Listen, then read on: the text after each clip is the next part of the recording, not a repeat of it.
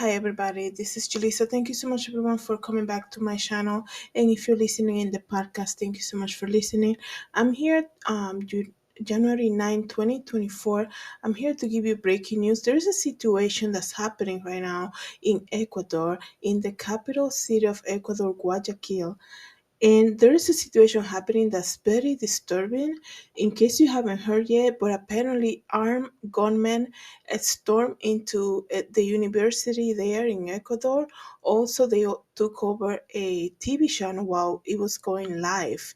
And the images that are coming from Ecuador, they're quite terrifying. I cannot imagine a well-developed city like Guayaquil being stormed by armed gunmen, right? um, they're doing live television, people on TV, they're very well known, obviously, and this gunmen come in and they're making them go to the ground and like put your hands behind your back, taking over the channel. They're also taking over. They took a lot of people hostage at a very known university in Guayaquil. Also, they also are burning people inside cars. Like I said, this is very disturbing what's happening. Apparently, like even so, it happened a couple hours ago, but even so, right now the president of Ecuador is declaring Guayaquil as a under let me just give you the right statement that he just released, a statement saying that right now they're declaring an emergency over there in Ecuador. And I understand a lot of people cannot relate to this story because we see things happening. We're like, that's so far away from where I'm living. But let me just tell you, as we all know, we are living in the last days and things like this are going to happen. I think anybody who has seen prophecies of the end of the world and things like that, there is a chaos that tends to happen. It's biblical too, how we will go from city to city. It's going to be chaotic everywhere. And to see a city like Ecuador, you barely hear stuff from there too. To see a country like Ecuador, excuse me, and to see what's happening there, the images that are coming, and to see now the president declaring a state of emergency over there because of local gunmen, gun related criminals have taken over, like I said, various parts of the country. They have stormed TV channels, studios. They have stormed into university, taking people hostages, just random, taking people hostages randomly in the streets, burning them inside their cars. Like I said, there's a lot of footage coming from Ecuador, and you can see it. It's complete terror, and that's terrifying to see that. That's how they're dealing with right now. So let me just read to you this briefly. It says here, a live broadcast by Ecuadorian television station TC was interrupted on Tuesday by armed people with gunshots and yelling. It was heard on the live feed as President Daniel Noboa issued a decree declaring 22 gangs as terrorist organizations. Okay, the people, he actually said, the president said, before he sent out the decree saying, we're ready to take over.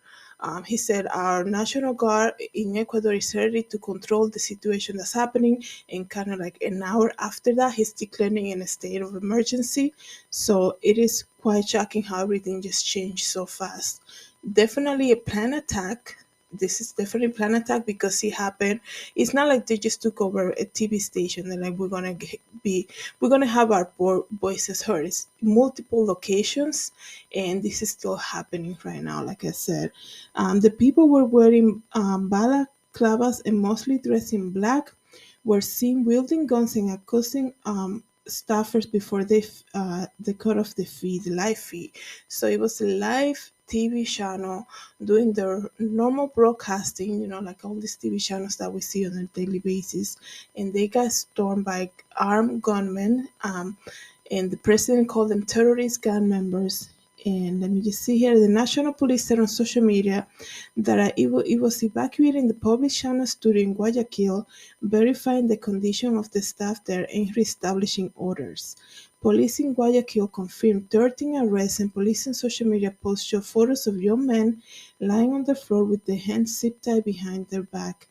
The incident followed the kidnapping of at least 7 police officers, okay, the kidnapping police officers, and a series of explosions a day after Novoa declared the state of emergency. So apparently last night, there was also a declaration made by the president over there in Ecuador about a state of an emergency, or I think it wasn't the state of emergency. He did that just today, like about an hour ago. He actually declared, when during the pandemic they were like, after 10 o'clock, there's nobody should be out of their homes and things like that. So they kind of were heading towards this emergency that's happening over there now. And let me see here. It says here, the attackers entered through Gamma Vision reception, assaulting the staff there and leaving dynamite behind. News coordinator and reporter Fernando Flores Moreno said, "We were in a meeting and they alerted us that we should be hiding and that don't go to the stage and in the studio, obviously. We don't know what's happening. People are nervous. There are many colleagues from Gamma TV who are hiding." Um, let's see. I also heard, just doing a quick research before I came here and make this episode, this video, I also heard that there was some type of controversy over there about some famous or well-known person that was in jail that was released and or was taken into custody. So I don't want to give too much detail about that because obviously I don't have the all the details, but something was leading up to for this to happen over there. Like I said last night, it was also a big situation over there in Ecuador. It says here, let me see if I get more news about it.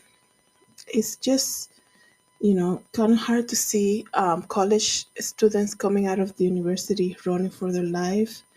Um, let's see if I can get more information here for you. Ecuador is in total chaos as armed gang members have reportedly stormed University of Guayaquil. So if you know anybody, right, perhaps you know people who are going to study abroad over there. The University of Guayaquil was attacked today, and they were attempting to kidnap students. This is crazy because it's quite shocking that they chose at a university. When you're that age, you would think. I'm not trying to like give any ideas or anything, but it's kind of shocking to see them go after the university, not to like a elementary school. So it says here the incident comes as a television station crews were taking hostage live on air. And let me see if I can get here. There are also videos circulating of execution being carried out. These people are doing a lot of harm over there in Ecuador. Like I said, it can get extremely graphic what's happening. Like news like this, you can, not trying to say anything, but when you hear about, storming into a TV station and like killing people, randomly killing people on the streets, you think that's something like where they're having a war right now, places like that. Like from my, and I'm Dominican, like hearing news from Ecuador is not really things like this that you hear about that. So definitely, they were just having a normal day in the college, in the TV station. Now they're being stormed out by all these gang members and being taken into hostage situations and even losing their life. Okay, like I say to you guys all the time, life is so unpredictable. Anything can happen. Get right with God. That's number one. It's just keep praying for Ecuador, And the reason also that I wanted to come here and speak about it was not the fact that these people need our help, they need our prayers, and hopefully, the peace comes to Ecuador soon and they don't have to wait any longer. Like I said, the president said we are ready to, our the president of Ecuador said we are ready to take over whatever situation is happening, and then an hour after he's declaring in a state of emergency. So that says a lot to me. You just, just like my own opinion about it.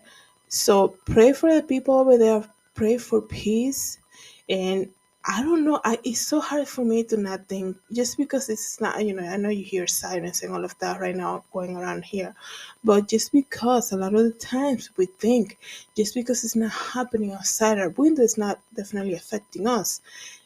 You know, it is January the 9th, 2024, and this is happening in a country that you don't really hear things like that coming from there.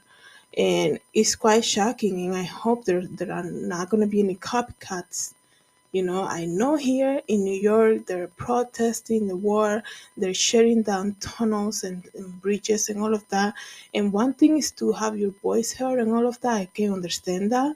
And of course, you can compare the two groups to complete different groups, right? But I'm saying like there's so much going on, and it's almost like wow, it's Bible prophecy after Bible prophecy that we see everything that came out in December about some famous church preachers, and I'm sure there's a lot more coming out. It makes you think, and you pause and you're like wow, everything that we thought was going to happen like years from now, it's actually happening before our eyes. So this is another sign for anybody out there to get right with God, get closer to the Lord, and just, pray for people and just be ready because, anything can happen. Life is so unpredictable. So thank you so much, Ryan. Thank you so much for watching this channel and listening to the podcast. This is the news right now. Have a good night, everybody. God bless.